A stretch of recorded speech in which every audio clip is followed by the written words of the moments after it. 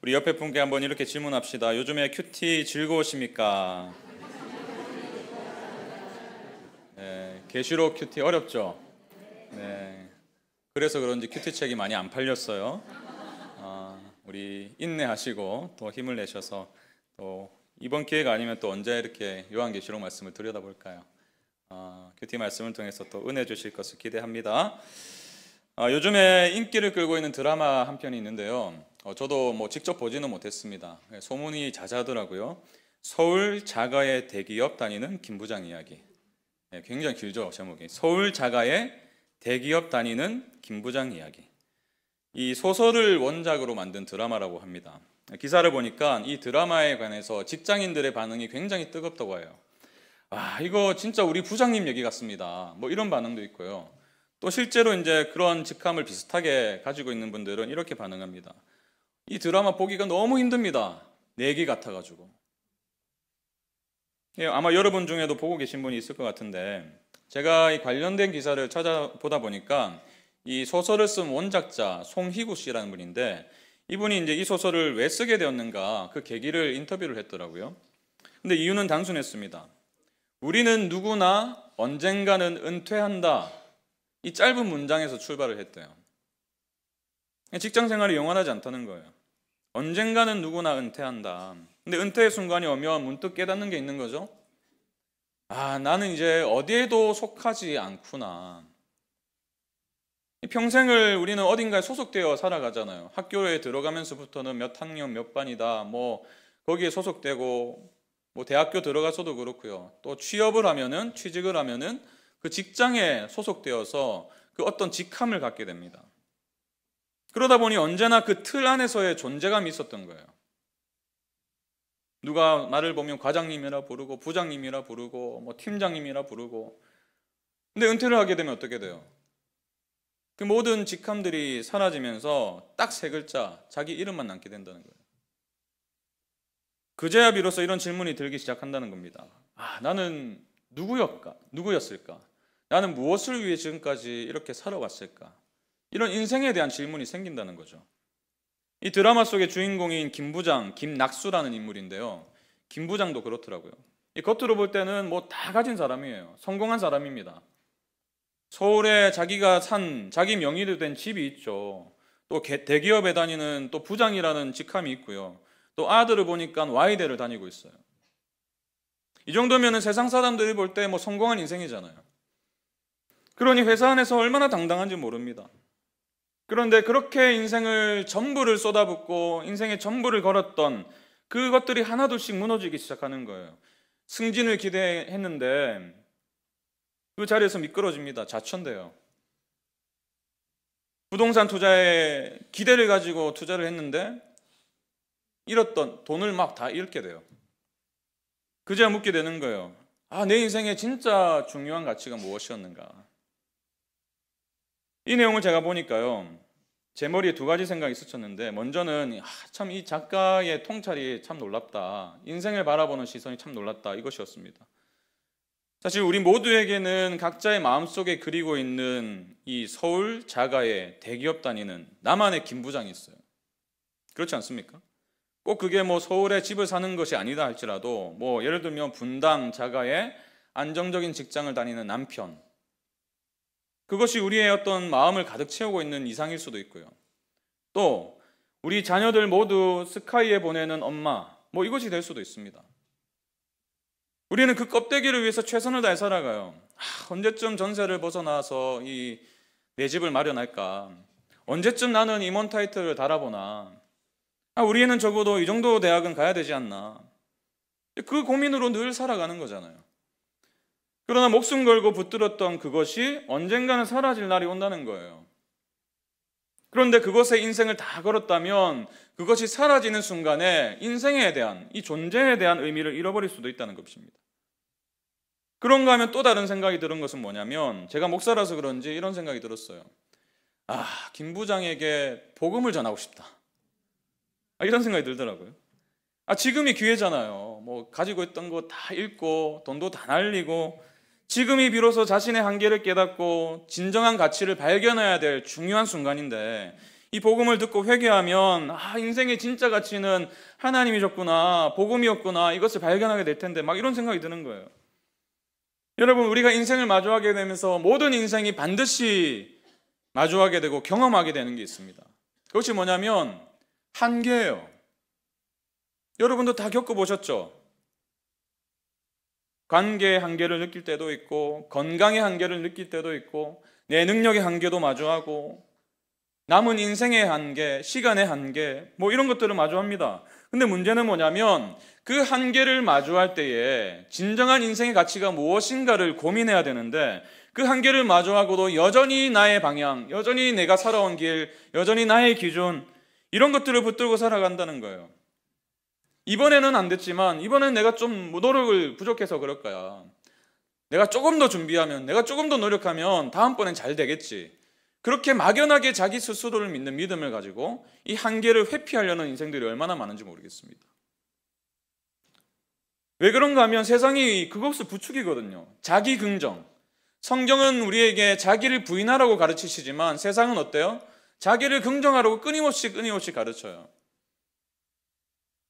여러분, 이게 오늘 이 시대를 살아가는 사람들이 가지고 있는 본질적인 문제라고 저는 생각합니다. 제가 왜 이런 생각이 들었는가 하면 오늘 본문 바로 앞에 나오는 말씀 때문이에요. 요한계시록 8장과 9장, 여러분들이 한 주간 동안 큐티를 하셨다면 알 수 있을 텐데요. 이 천사들이 나팔을 불 때마다 이 땅에 재앙이 임합니다. 엄청난 재앙이 쏟아져요. 이 첫 번째 나팔부터 여섯 번째 나팔까지 어떤 일이 일어났습니까? 우리가 코로나19를 겪었잖아요.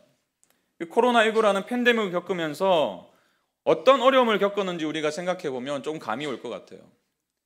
그 전염병 하나가 이제 온 세상을 휩쓰니까 뭐 경제도 흔들리고 우리의 가정도 흔들리고 일상도 흔들리고. 근데요, 계시록 8장에서 9장을 보면요, 그 정도가 아니에요. 땅의 3분의 1이 다 타버리고 바다의 3분의 1이 뭐 피가 되고 마실 물이 없어지고 해와 달과 별의 3분의 1이 어두워지고 황충이 사람들을 공격하고, 그리고 마침내 이 9장 마지막 부분에 가면요, 인류의 3분의 1이 죽습니다. 그야말로 세상이 흔들리는 정도가 아니라 무너져 내리는 상황이에요. 여러분, 이 정도가 되면 어떻게 해야 됩니까? 이것을 하나님의 메시지로 받고 하나님의 경고로 받는다면 어떻게 해야 됩니까? 인간의 한계를 인정하고 내가 의지했던 것들, 하나님이 아닌 다른 것들을 다 내려두고 하나님 앞으로 회개하며 돌이켜야 되잖아요. 그런데요, 오늘 본문을 9장 20절에서 21절을 보니까요, 인간의 충격적인 반응이 이렇게 기록되어 있습니다. 이 재앙에 죽지 않고 남은 사람들은 손으로 행한 일을 뭐하지 아니하고 회개하지 아니하고 오히려 여러 귀신과 또는 보거나 듣거나 다니거나 하지 못하는 금, 은, 동과 목석의 우상에게 절하고 또 그 살인과 복술과 음행과 도둑질을 회개하지 아니하더라. 온 땅의 3분의 1이 지금 사라지고 막 망하고 있는 지경인데 회개하지 아니하더라. 돌이키지 않았다는 거예요. 놀랍지 않습니까? 오히려 하나님이 아닌 다른 것들을 더 붙들고 있어요. 왜 그럴까요? 끝까지 자기 자신에게 최종 권위를 두었기 때문이에요. 내 생각이 옳고 내 판단이 옳고, 그리고 이 세상이 어떻게 끝을 향해 가는지 무지하기 때문입니다. 세상이 끝을 향해 가는지 모르기 때문이에요. 그러니 하나님께서 이렇게 큰 재앙을 내리심에도 불구하고 회개하지 않았던 거예요. 근데 저는요, 이 말씀을 보면서 오늘 이 시대도 별반 다를 것이 없구나라는 것을 생각했습니다. 오늘날 우리가 살아가는 시대의 이 기준이 무엇입니까? 이 시대가 진리라고 말하는 기준이 뭐예요? 각자의 생각과 각자의 판단과 각자의 느낌이잖아요. 내가 느낌이 좋으면 좋은 거고 그렇지 않으면 나쁜 거예요. 내 생각이 좋은 거면 선이고 악하면 악이에요. 다 그 기준이 달라요. A라는 사람에게 물어보면 이게 선이라고 하고 B라는 사람에게 물어보면 저게 선이라고 합니다. 기준이 없는 시대예요. 각자가 자기의 기준에 맞게 선택을 하고 결정하는 시대를 살고 있습니다. 그리고 이 세상이 영원한 것처럼 살아가요. 기술이 더 발전하면 인류의 이 땅에 유토피아를 세울 수 있다는 그 막연한 기대를 가지고 살아갑니다.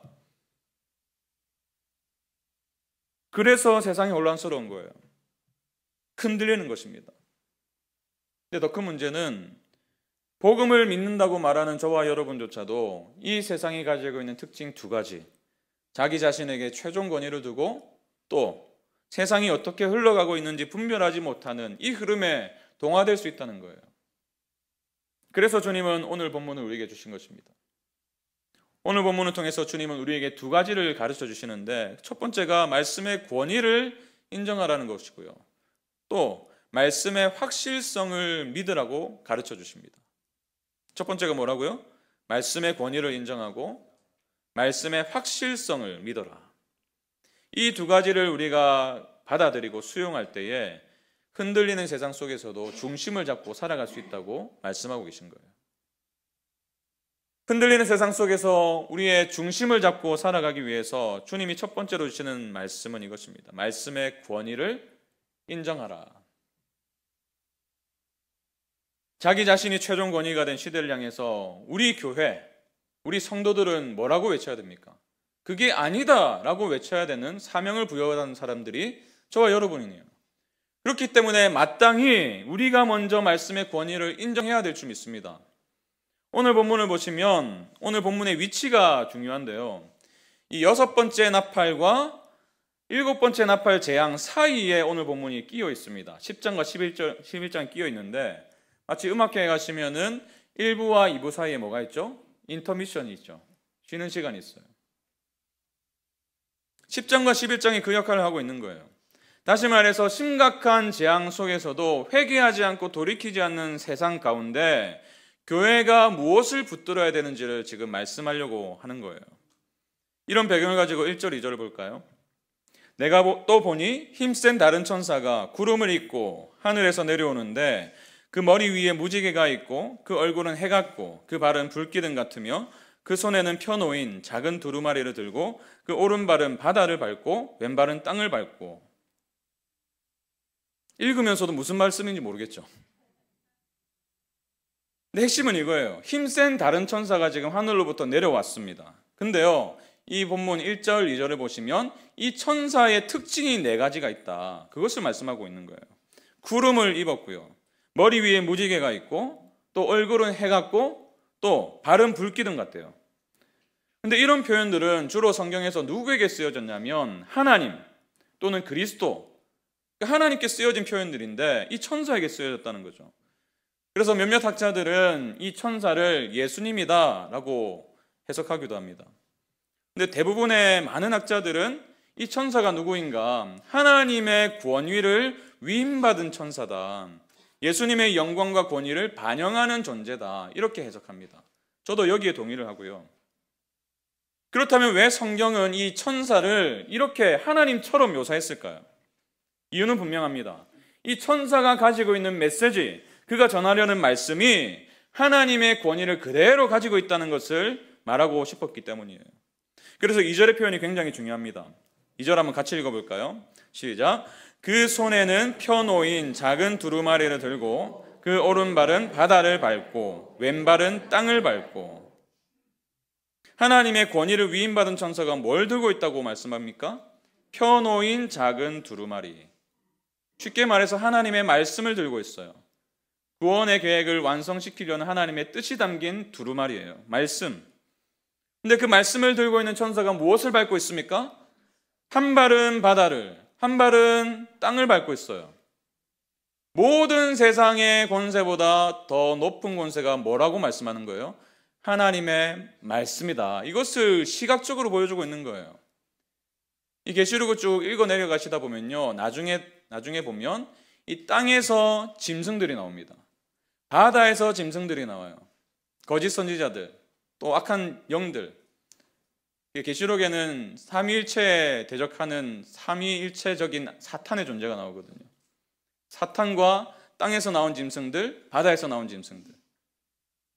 근데 천사가 하나님의 말씀이 뭘 밟고 있어요? 땅을 밟고 있고 바다를 밟고 있어요.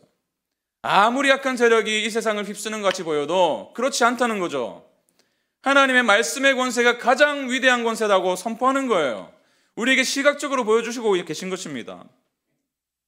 그리고 이것이 바로 흔들리는 이 시대를 살아가는 우리 성도들이 가져야 될 마땅한 태도라고 보여주시는 거예요. 하나님의 말씀의 권위가 가장 높은 권위이다. 그 말씀의 권위를 인정하는 삶을 살아야 된다. 여러분 어떠세요? 여러분은 말씀의 권위를 인정하고 계신가요? 정말 삶의 최종적인 권위를 하나님의 말씀에 두고 있습니까? 아니면 세상의 권위에 굴복하고 살아가십니까? 아니면 여전히 자기 자신의 생각과 내 판단이 하나님의 말씀보다 앞설 때가 더 많으신가요? 여러분 기억하세요. 말씀의 최종 권위를 두지 않으면 우리는 반드시 세상의 흐름에 휩쓸려 가게 마련입니다. 세상의 특징이 뭐라고 그랬어요? 자기 자신에게 최종 권위를 둬요. 또 세상의 마지막을 모른 채 현재만을 바라보는 거예요. 여러분에게 이 두 가지 특징이 있다면, 무언가를 선택하고 결정할 때 내 판단과 내 생각을 늘 앞세운다면, 또는 영원한 소망을 가지지 못하고 이 땅의 것만을 바라보고 살아간다면, 어쩌면 여러분의 인생의 최종 권위는 말씀이 아닐 수가 있어요. 여러분, 이 두 가지가 가득한 세상을 우리는 매일매일 살아갑니다. 그러다 보니까 말씀을 놓치게 되면 반드시 휩쓸려가요. 반드시 따라갈 수밖에 없어요. 세상은 지금 마지막을 향하고 달려가고 있는데 이 땅에서의 삶이 오늘의 삶이 전부인 것처럼 여기며 살아갈 수 있습니다. 그러니 우리가 뭘 선택할 때 늘 내 생각이 옳고 늘 주변의 소리가 더 크게 들리고 세상의 어떤 성공 방식을 따라가고, 제가 한 가지 질문을 좀 던지고 싶은 건요, 우리 자녀를 둔 부모님들께 던지고 싶습니다. 여러분들은 자녀 양육을 어떻게 하고 계십니까? 이 질문은 저를 향한 질문이기도 하고 우리 가정을 향한 질문이기도 해요. 정말 말씀의 권위를 인정하고 계세요? 아니면은 내가 알고 있는 입시 정보라든지 전문가라든지 학원 강사의 말에 더 큰 권위를 두고 계십니까? 그분들이 말씀하면은 막 순종을 얼마나 잘하는지 몰라요. 어머님 이대로 하시면 됩니다. 예, 아멘. 그런데 성경은 분명히 우리에게 기준을 제시해 주셨습니다. 에베소서 6장 4절 보세요. 또 아비들아 너희 자녀를 노엽게 하지 말고 오직 주의 교훈과 훈계로 양육하라. 뭐로 양육하래요? 오직 주의 교훈과 훈계로, 말씀으로 양육하라고 명령하셨어요. 신명기 6장도 보세요. 우리가 잘 아는 말씀이죠. 말씀을 내 자녀에게 부지런히 가르치며 집에 앉았을 때든지 길을 갈 때든지 누워있을 때든지 일어날 때든지 이 말씀을 강론할 것이며. 부모에게 주신 첫 번째 책임이 뭐라고 말씀하세요? 말씀을 가르치는 거예요.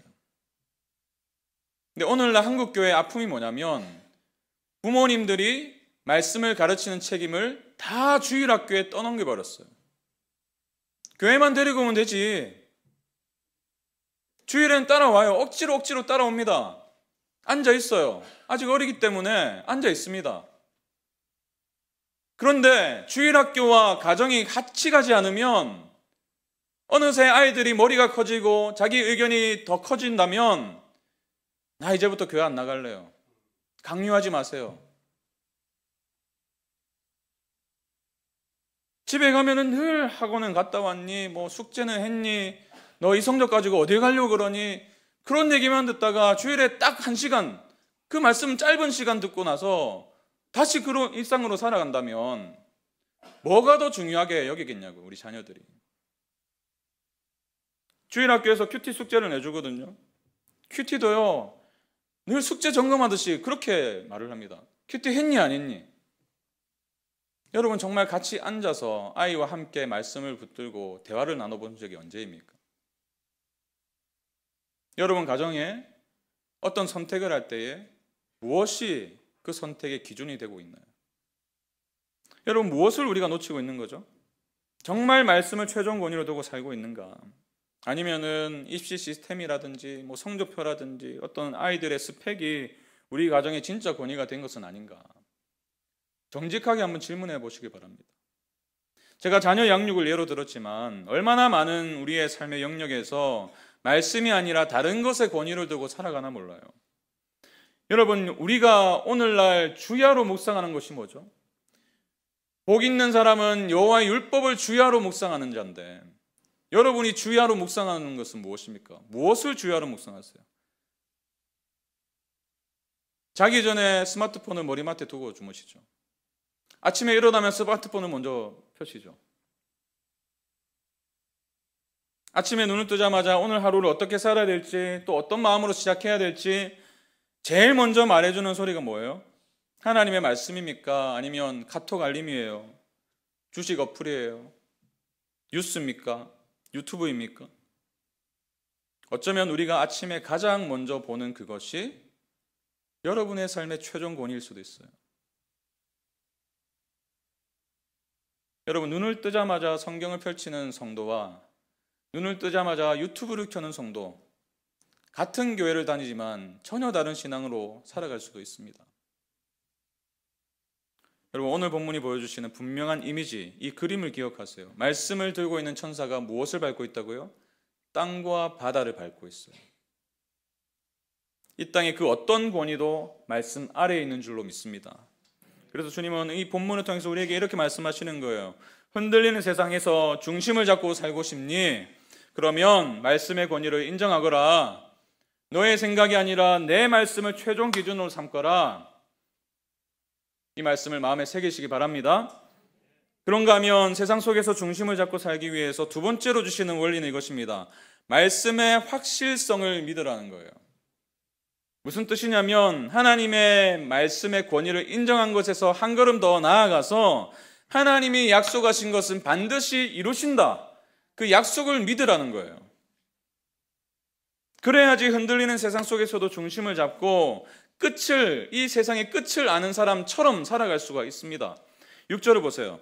세세토록 살아계시니 곧 하늘과 그 가운데 있는 물건이며 땅과 그 가운데 있는 물건이며 바다와 그 가운데 있는 물건을 창조하신 이를 가리켜 맹세하여 이르되 지체하지 아니하리니.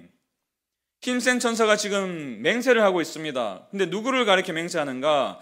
세세토록 살아계시니, 또 하늘과 땅과 바다를 창조하신 분 누구세요? 하나님이시죠. 하나님을 가리켜 맹세하고 있어요. 그러니까 이 맹세는요, 지금 천사가 맹세를 하고 있지만 이 천사가 하고 싶은 말이 하나님의 의지며 하나님의 뜻이라고 지금 말하고 있는 것입니다. 근데 이 약속의 내용이 뭐죠? 지체하지 아니하리니. 뭘 지체하지 않는다는 걸까요? 7절을 보세요. 일곱째 천사가 소리내는 날 그의 나팔을 불려고 할 때에 하나님이 그의 종 선지자들에게 전하신 복음과 같이 하나님의 그 비밀이 이루어지리라 하더라. 하나님의 비밀이 이루어지리라. 다시 말해서 구원의 역사가 완성될 것이다 라고 말하는 거예요. 그것이 지체하지 않을 것이다 라고 약속하시는 것입니다. 예수님 다시 오신 날, 그래서 요한계시록 11장 15절에 보면요, 세상 나라가 우리 주와 그의 그리스도의 나라가 될 것이다. 그래서 그분이 세세토록 왕노를 하실 것이다 라고 선포하고 있어요. 그날이 올 거라는 거예요. 지체하지 않겠다고 맹세하시는 것입니다. 여러분, 이것을 믿으십니까? 우리 주님 다시 오실 것을 믿으세요? 그날이 반드시 올 것을 믿으십니까?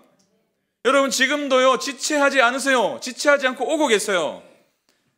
하나님은 언젠가 내가 마음 내키면 그때 올게 라고 말씀하신 적이 없습니다. 맹세하시면서 약속하셨어요. 지체하지 않으리라. 근데 이 시대에 많은 그리스도인들이 이 부분을 놓친 채 살아갑니다. 제가 어느 날 성도님 몇 분께 이런 질문을 드린 적이 있어요. 만약에 하나님께서 하나님의 뜻을 품으시고 내일 예수님이 이 땅에 오신다면 내일이라도 오실 것을 믿으시나요? 그분들이 굉장히 정직한 분들이셨어요. 목사님, 머리로는 믿습니다. 그러나 솔직히 내일은 안 오실 것 같아요. 참 어떤 면에서는 가슴 아픈 사실인데요, 이것이 오늘날 성도들이 가장 확고하게 믿는 믿음인 것 같아요.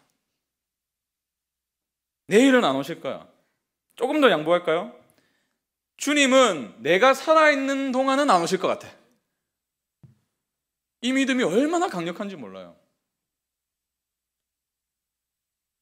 그러니까요, 주님이 다시 오실 것입니다 아무리 강단해서 선포를 해도 별로 기대가 안 돼요.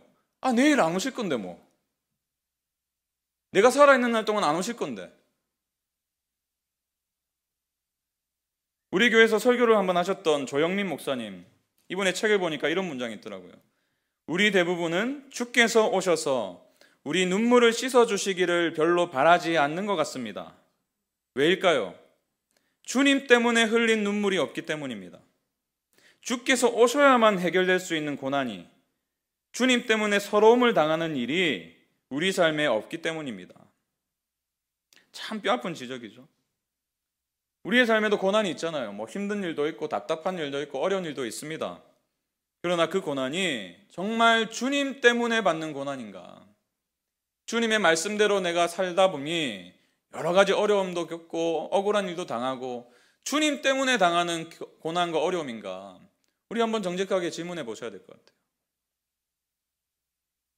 여러분, 초대교회 성도들은 주님 때문에 박해를 받았어요. 복음 때문에 힘들었어요. 복음 때문에 고난을 받았습니다. 그래서 인사가 그거예요. 마라나타예요. 주 예수여 어서 오시옵소서. 이 고백이 숨 쉬는 것처럼 자연스러웠습니다. 그러나 우리는 어떤가요? 이 주님이 다시 오실 것을 믿기보다 오늘날 이 땅에서의 삶에 너무나 촉각을 세우며 살아가고 있는 것은 아닙니까? 주님의 재림보다 부동산 정책이 어떻게 변할지, 금리가 어떻게 오르락 내릴지, 주가가 어떻게 될지, 입시 대조가 어떻게 바뀔지, 이러한 소식에 더 민감하게 반응하는 것은 아닙니까? 우리가 그렇다면요, 정말 붙들고 있는 확실성, 우리가 어떠한 약속을 붙들고 있는가, 말씀이 아니라 이 땅에서의 삶일 수도 모르겠어요. 그러나 오늘 본문은 분명히 말씀하시죠. 지체하지 아니하리니. 내가 맹세한다. 내가 이 땅에 내가 시작한 구원의 역사를 내가 반드시 완성할 거다. 내가 다시 올 거야. 다시 올 때 하나님 나라가 반드시 완성될 것이다. 지체하지 아니하리니. 여러분, 우리가 주님이 다시 오실 그날에 무엇을 기대해야 합니까? 우리의 몸이 영광스러운 부활을 입을 거예요. 새하늘과 새 땅이 이 땅에 내려옵니다. 완전히 회복된 세상에서 하나님과 영원히 함께 살게 될 거예요. 이것이 성경이 말씀하고 있는 성도를 향한 약속이에요. 성도에게 주신 소망입니다. 우리가 이것을 진짜로 믿을 때에 오늘을 바라보는, 이 세상을 바라보는 우리의 관점이 바뀌는 거예요. 더 이상 서울 자가의 대기업 다니는 그것이 목적이 될 수가 없어요. 우리 인생이 이 세상에서 어떻게 잘 먹고 잘 살까, 그것으로 축소될 수가 없습니다. 이 소망을 가질 때 우리의 눈이 뜨여지는 거예요. 이 세상이 어떻게 흘러가는지를 보니까, 주님이 다시 오실 것을 믿으니까, 오히려 하나님의 영원한 나라를 바라보면서 주님이 가르쳐 주신 기도대로 정말 마음을 다해서 기도할 수 있는 건 아니겠습니까? 하늘에 계신 우리 아버지여, 이름이 거룩히 여김을 받으시오며 나라가 임하시오며 뜻이 하늘에서 이루어진 것 같이 땅에서도 이루어지이다. 무엇이 여러분의 기도를 채우고 있습니까? 우리가 주기도문 고백할 때에 하늘에 계신 우리 아버지 이름이 거룩히 여김을 받으시오며 나라가 임하시오며, 거의 주기도문이 아니고 기도로 빠진 주문이에요. 근데 이 기도에 담긴 의미가 얼마나 위대한 소망인지 아십니까? 나라가 임하시오며, 그날을 고대하는 거예요. 지금 우리가 사는 이 시대는 너무나 악하고 다 뭔가 삐뚤어져 있고 뭔가 잘못되어 있는 것 같고, 그러니까 흔들리고 있고, 그러나 우리에게 그 약속을 믿는 믿음이 있으면요, 나라가 임하시오며 그것을 갈망하게 되는 거예요. 하나님의 나라가 이 땅 가운데 임하기를 원합니다. 하나님의 뜻이 하늘에서 이루어진 것처럼 이 땅 가운데서도 이루어지길 바랍니다. 그럴 때에 우리는 이 흔들리는 세상 속에서도 이 믿음 가지고 중심을 잡고 살 수 있는 것으로 믿습니다. 여러분, 하나님 말씀의 권위를 인정하시기 바랍니다. 또 하나님께서 약속하신 것을 반드시 이루시는 말씀의 확실성을 믿으시기 바랍니다. 이 두 가지를 믿을 때에 우리는 어떻게 살아가야 됩니까?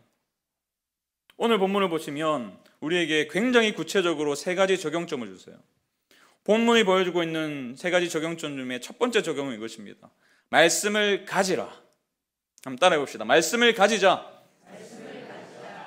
우리가 말씀의 권위를 인정하고 말씀이 반드시 이루어질 것을 믿는다면 마땅히 보여야 될 태도가 말씀을 취하는 거예요. 가지는 거예요. 8절을 보십시오. 하늘에서 나서 내게 들리던 음성이 또 내게 말하여 이르되 네가 가서 바다와 땅을 밟고 서 있는 천사의 손에 펴놓인 두루마리를 뭐하라 하기로? 가지라 하기로. 주님이 요한에게 말씀하시자 요한은 그대로 순종합니다. 9절을 보세요. 내가 천사에게 나아가 작은 두루마리를 뭐하라 한즉? 달라 한즉. 주실 때까지 기다린 게 아니에요. 달라 한즉. 취했어요. 가졌어요. 여러분, 말씀을 가지라는 말씀은 말씀 앞으로 능동적으로 적극적으로 나아가라는 뜻입니다. 우리가 사는 시대는 얼마나 복받은 시대인지 몰라요. 성경을 언제 어디서나 시간에 구애받지 않고 자유롭게 볼 수 있는 시대가 오늘날 우리의 시대입니다. 여러분, 중세 때는요 사제들만 성경을 읽을 수 있었어요. 그래서 종교개혁자들이 피를 흘리면서 그 성경을 우리의 손에 들려준 건 아니겠습니까? 근데 지금 우리의 현실은 어떤가요? 다 스마트폰에는 양심상 성경 어플이 깔려 있을 거예요. 양심상. 그래도 교회 다니니까 체면상. 근데 얼마나 많이 자주 열어보십니까? 점심 식사 혼자 하실 경우가 종종 있으실 텐데 그때 뭘 보시면서 식사를 하세요? 여러분의 하루의 일상 중에 일과 중에서 대부분의 시간을 무엇을 위해서 보내고 계십니까? 말씀은 언제 어디서든 읽을 수 있는 시대가 되었는데 홍수 속의 기근이에요. 홍수 속에. 말씀이 넘쳐납니다. 근데 읽지를 않아요. 펼치지 않고 읽지 않고. 만약에 여러분의 삶에서 유튜브 보는 시간이 또는 TV 보는 시간이 압도적이라면 바꾸셔야 돼요. 자, 여러분 숙제를 드릴게요. 한 주간의 숙제입니다. 다음 주는 생각도 하지 마시고요. 이번 한 주간만 한번 해보세요. 하루에 10분만 말씀을 읽어보세요. 하루에 10분. 쉽죠? 10분 어렵습니까? 유튜브 1시간 보시잖아요. 거기서 10분만 떼시라니까요. 10분이라도 말씀을 한번 읽어보세요. 계시록 말씀이 어려우시면 복음서라도 읽으세요. 시편이라도 읽으세요. 이렇게 기도하시면서 읽으십시오. 주님, 오늘 하루가 세상의 말보다 또 저 자신의 말보다 주님의 말씀이 더 크게 들리길 원합니다. 그 말씀을 읽어야지 들리죠. 이번 한 주간 하루에 10분 말씀으로 달려가시길 바랍니다. 두 번째 적용은 이거예요. 말씀을 먹으라 말씀하십니다. 한 번 더 따라해 봅시다. 말씀을 먹자. 9절 10절 보세요. 천사가 이르되 갖다 먹어버리라. 내 배에는 쓰나 내 입에는 꿀같이 달리라 알거늘 내가 천사의 손에서 작은 두루마리를 갖다 먹어버리니 내 입에는 꿀같이 다나 먹은 후에 내 배에서는 쓰게 되더라. 천사는 요한에게 두루마리를 가지라. 여기서 끝나지 않습니다. 갖다 먹어버리라. 무슨 말일까요? 말씀을 소화시켜라는 거예요. 지식으로만 머리에 담지 말고 마음으로 그 말씀을 믿고 손과 발로 행하라는 겁니다. 소화시켜서 너의 삶의 양분으로 삼으라는 거예요. 그래서 말씀이 입에는 달고 배에는 쓰대요.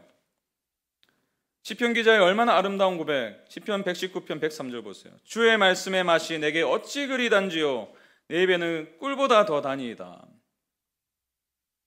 단 말씀들이 있어요. 하나님의 사랑, 은혜, 약속, 이런 말씀은 얼마나 달콤한지 몰라요. 내가 너와 함께 하겠다, 두려워하지 말라, 너는 내 것이다. 이런 말씀을 읽기만 해도 위로가 되죠. 그래서 많은 분들이 이런 말씀들은요 집에다 액자로 해가지고 걸어두기도 하고 SNS 프로필에도 이미지 만들어가지고 다 걸어놓기도 합니다. 근데 여러분 그 SNS 프로필에 이런 말씀 걸어두신 적 계세요? 원수를 사랑하라. 부담되잖아요. 내 십자가를 지고 나를 따르라. 내 자신을 부인하라. 먼저 그의 나라와 의를 구하라. 이런 말씀을 읽을 때는요 아멘을 잘합니다. 근데 막상 적용하기가 쉽지 않아요. 그래서 쓴 거예요. 배에는 쓴 거예요. 소화시키는 과정이 쉽지가 않습니다. 그러나 순종하면요 반드시 변화됩니다. 우리의 삶이 달라질 수 있어요.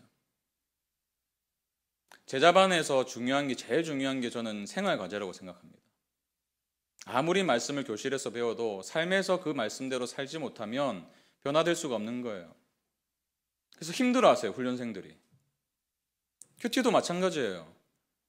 우리가 말씀을 읽고 묵상하고 연구로 또 말씀을 막 분석하고 해도요, 마지막에 결단과 적용으로 나아가지 못하면 변화가 있을 수가 없는 거예요. 지식만 계속 쌓이고. 이번 한 주간에 순종의 자리로 나아가시기 바랍니다. 여러분, 순종해 보셔야만 알 수 있는 기쁨이 있어요. 순종의 과정은 써요. 그러나 그 끝에는 기쁨이 기다리고 있다는 사실을 잊지 마시기 바랍니다. 어떤 말씀이든지 이번 한 주간의 말씀을 가지고 읽으실 때 어떤 말씀을 주시든지 한번 순종해 보기로 결정을 하세요. 작은 거라도 괜찮아요. 먼저 그의 나라와 의를 구하라는 말씀을 주셨다면 내 신강과 재정의 우선순위가 어디에 있는지를 점검하시면 됩니다. 원수를 사랑하라는 말씀을 주셨다면 용서할 수 없었던 그 사람을 위해서 눈을 감고 1분이라도 기도해 보시면 돼요. 그런 작은 변화들이 쌓이고 쌓이면서 우리의 삶에 변화가 일어나는 거예요. 우리의 삶에 그리스도의 장성한 분량이 충만한 데까지 결국에는 이르게 될 줄로 믿습니다. 마지막으로 오늘 본문이 주시는 적용, 말씀을 선포하라고 말씀하십니다. 한 번 더 큰 소리 외쳐보죠. 말씀을 선포하자. 말씀을 가진 사람, 또 말씀을 먹는 사람에게 하나님이 반드시 주시는 게 뭐냐면 사명이에요. 11절을 보십시오. 그가 내게 말하기를 네가 많은 백성과 나라와 방언과 임금에게 다시 예언하여야 하리라 하더라. 다시 예언하라. 말씀을 선포하라는 거예요. 자기가 최종 권위가 된 이 시대, 또 세상의 마지막을 알지 못해서 현재만 붙들고 살아가는 사람들에게 하나님의 말씀을 선포하라고 사명을 주시는 것입니다. 여러분의 주변을 한번 돌아보세요. 서울 자가의 대기업 다니는 김 부장처럼 겉으로는 잘 나가는 것처럼 보이는 분들 계실 거예요. 근데 제가 많은 사람들을 만나지 않습니까? 아무리 세상에서 잘 나가는 사람들이라도 마음에 공허함이 있더라고요. 빈 구석이 있더라고요. 겉으로는 자기 긍정을 잘하고 자존감이 높아 보이지만 막상 대화를 나누다 보면, 실제로 마음을 나누다 보면 밤마다 불안해하는 분들이 많으세요. 공허함 속에서 잠을 못 이루는 분도 계십니다. 우리 성도들 가운데도 교회는 출석하는데 여전히 이 세상의 권위에 더 순종하고 굴복해서 신앙과 삶이 따로인 것처럼 살아가는 분들, 이러한 자들에게 누가 말해줄 것인가? 말씀을 가지고 먹은 사람이 그 말씀을 선포할 수 있다고 지금 말씀하고 계신 거예요. 당신의 인생에 그게 전부가 아닙니다. 이 땅에서의 성공이 당신의 가치를 결정하지 않습니다. 하나님께서 이 세상을 이처럼 사랑하사 당신을 십자가에서 아들을 내어주시기까지 사랑하신 분이 계십니다.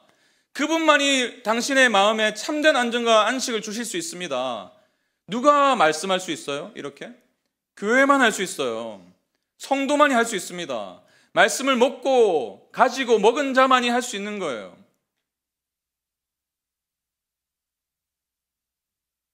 저는 우리 성도님들 한 분 한 분의 삶이 말씀으로 충만해져서 주님이 우리 교회에게 맡기신 이 사명을 온전히 감당할 수 있는 우리 성도님들 되시기 바랍니다. 여러분, 세상은 흔들리고 있습니다. 나팔 재앙처럼 하나님은 지금 역사적으로 여러 가지 경고들을 보이고 계세요. 그런데 사람들이 회개하지 않습니다. 오히려 자기 자신을 더 붙들고 자기가 섬겼던 무언가를 더 붙들어요. 그리고 그 한 복판에 살아가는 저와 여러분, 교회를 주님은 부르고 계세요. 이 흔들리는 시대를 살아가지만 교회인 너희는 무엇을 붙들 것인가? 말씀의 권위를 인정하거라. 말씀을 확실하게 믿거라. 말씀을 가지고 말씀을 먹고 말씀을 선포하는 교회가 되거라. 지금 이렇게 오늘 본문을 통해서 우리에게 선언하고 계신 것입니다. 각자의 생각이 옳다고 여기는 이 시대, 그러나 동시에 끝을 알 수 없어서 불안에 떨고 두려움에 빠진 이 시대 가운데 교회를 세우신 것은, 저와 여러분을 세우신 것은 이 사명 때문인 줄로 믿습니다. 말씀의 권위를 인정하시고 약속하신 것을 반드시 이루신다는 말씀의 확실성을 믿으시고 그 믿음 안에서 말씀을 가까이 하시고 먹으시고 삶으로 소화해 가시고 선포하시는 우리 기쁨이 되는 교회 모든 성도님들 되시길 축원합니다. 우리 말씀 기억하면서 오늘 말씀의 핵심을 잘 표현한 가사가 있어서 가져왔습니다. 말씀 앞에서 경외함으로 주께 홀로 섭니다.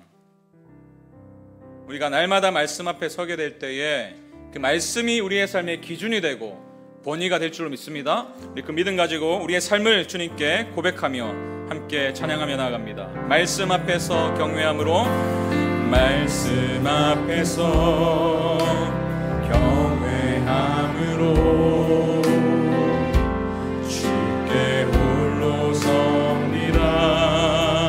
생명의 말씀 읽고 순종해,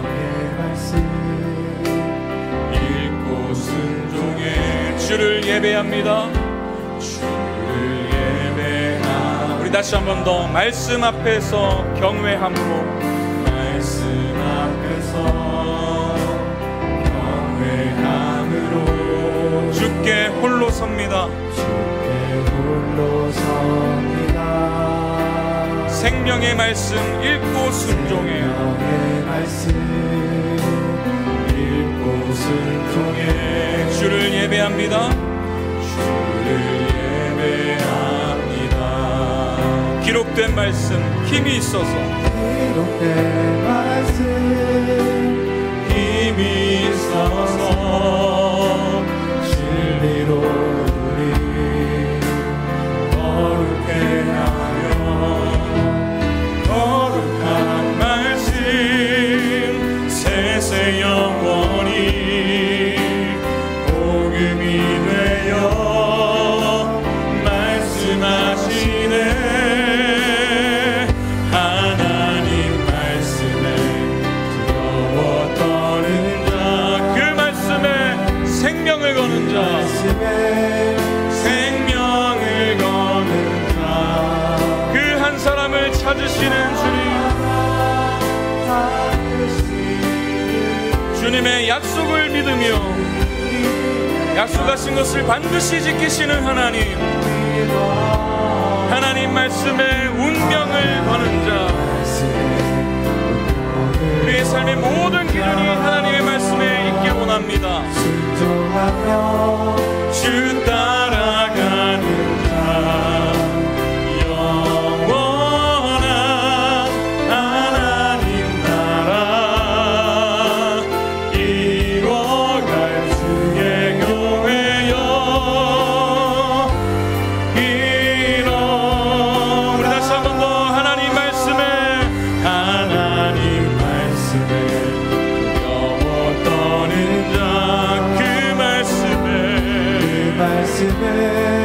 생명을 거는 자, 한 사람 찾으시는, 제가 그 한 사람이 되길 원합니다. 주의 약속을 신뢰하며 하나님 말씀에 운명을 거는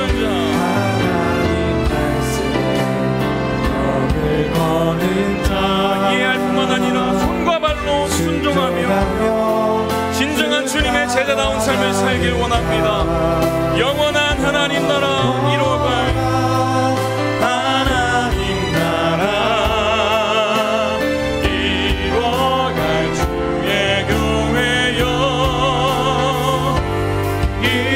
일어나라.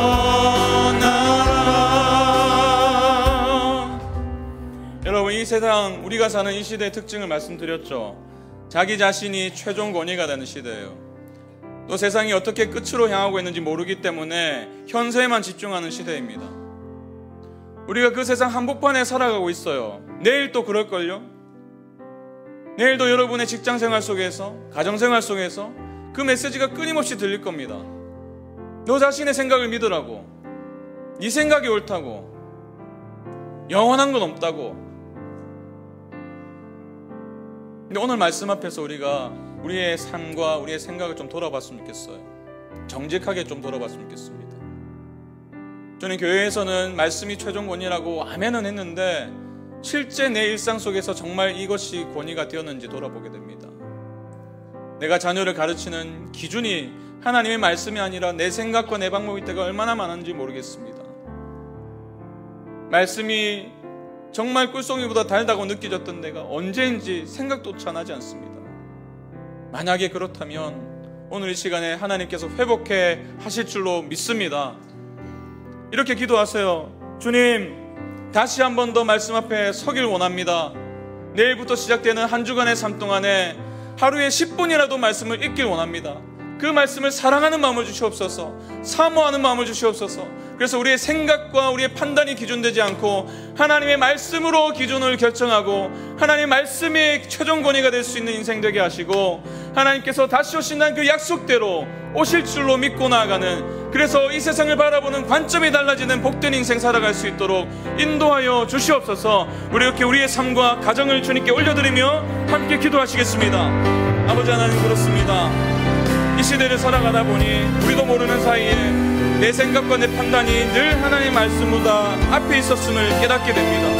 자기 자신을 최종 권위로 두라고 말하는 이 시대적인 흐름 가운데 나도 모른 채 빠져서 그 흐름에 떠내려가고 있었음을 발견하게 됩니다.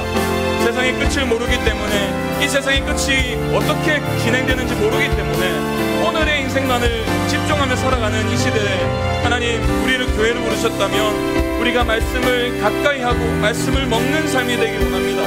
주님, 우리가 입술로는 아멘 아멘 하지만 얼마나 우리가 순종의 길을 걷고 있는지, 얼마나 주님의 길을 따르고 있는지 돌아보게 하시고, 주님의 제자라면 주님의 제자답게 주의 음성을 듣고 주님을 따라가는 인생이 될 수 있도록 인도하여 주시옵소서. 하나님, 여러가지 약함과 연약함을 가지고 있는 우리 인생인 줄을 아시고, 하나님, 그럼에도 불구하고 우리를 사랑하셔서 이 말씀을 통해서 하나님, 주님 다시 오실 그날을 예비하라고 주신 이 말씀, 하나님, 우리가 그날이 언제가 될지 모르기에 오늘 깨어서 말씀으로 돌아가게 하시고, 오늘 깨어서 주님의 말씀을 기준으로 삼을 수 있도록 인도하여 주시옵소서. 그래서 우리 모든 성도들의 인생과 가정이 말씀이 중심이 되는 가정과 인생이 될 수 있도록 도와주시고, 하나님, 우리 교회가 특별히 말씀으로 인도함 받는 교회가 될 수 있도록 인도하여 주시옵소서. 그렇게 하신 주님을 찬양합니다. 우리 다시 한 번 더 이 믿음 가지고 고백합니다.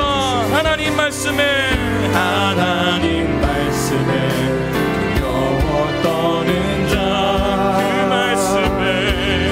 말씀에 생명을 거는 자, 그 한 사람이 제가 되길 원합니다. 찾으시는 주님의 약속을 우리 자리에서 일어나셔서 고백합시다. 하나님 말씀에 운명을 거는 자, 하나님 말씀에 운명을 거는 자, 순종하며 주 따라가는 자, 주 따라가는 자, 영원한 하나님 나라 이뤄갈 주의 교회여,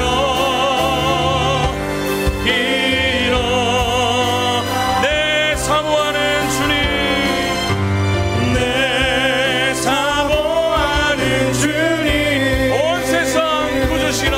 온 세상 이 땅 위에 구주 되시는 주님이 우리 손에 말씀하십니다. 말씀을 들려주셨습니다. 내 사모하는 주님, 그분이 누구십니까? 영광의 왕이시라. 내 사모하는 주님, 내 사모하는 주님, 온 세상 구주시라. 내 사모하는 주님, 영광의 왕이시, 영광의 왕이시라. 영광의 왕이시라, 영광의 왕이시라.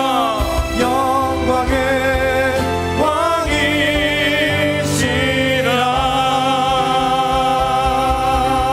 왕이시라. 주님, 우리가 믿는 주님은 온 세상 구주이십니다. 영광의 왕이십니다. 그 어떤 권세나 권위도 주님보다 높을 수 없음을 믿음으로 고백합니다. 주님, 그 영광의 왕이신 주님께서 우리의 손에 말씀을 들려주셨다면, 이 말씀을 통해서 우리의 각자의 삶에 말씀하고 계시다면, 하나님, 우리가 주님의 말씀의 권위를 인정하는 인생이 되길 원합니다. 인정할 뿐만 아니라 하나님, 주님께서 다시 오신다는 약속을 굳게 믿으며 오늘 하루 다른 시각, 다른 관점으로 세상을 보게 하여 주시고 이 땅에서의 삶이 전부가 아님을 깨닫고 영원한 나라를 소망하며 이 땅에서의 현실을 이겨낼 수 있는 우리 모든 성도가 되게 하여 주시옵소서. 이를 위해서 주님 우리에게 주신 지침을 우리가 한 주간 동안 따르기 원합니다. 말씀을 가지게 도와주시고 말씀을 먹게 도와주셔서 하나님 이 세상 가운데 여전히 내가 권이다, 내가 최종권이다, 이 세상에 끝은 없다라고 말하고 있는 이 세상 가운데 주의 진리를 선포하는 교회가 되게 하여 주시고 우리 각 성도들이 삶이 되게 하여 주시옵소서. 하나님 내일부터 또 치열한 영적인 전쟁터로 우리가 나아갑니다. 지지 않길 원합니다. 지지 않는 방법을 우리에게 말씀해 주셨사오니 눈을 뜨면 말씀을 향하게 하시고 하나님의 말씀을 주야로 묵상하게 하시고 하나님 우리가 다른 것보다 더욱더 주의 말씀을 사랑할 수 있도록 인도하여 주시옵소서. 이제는 우리 주 예수 그리스도의 은혜와 하나님의 무한하신 사랑과 성령 하나님의 지혜 주시고 깨닫게 해주시는 은혜가 말씀의 권위를 인정하고 약속하신 것을 지키시는 하나님을 신뢰함으로 이번 한 주 말씀을 가지고 먹고 선포하기로 결정한 기쁨이 되는 교회 모든 성도들과 이들의 가정 위에 이제부터 영원까지 함께 하시기를 간절히 축원하옵나이다. 아멘.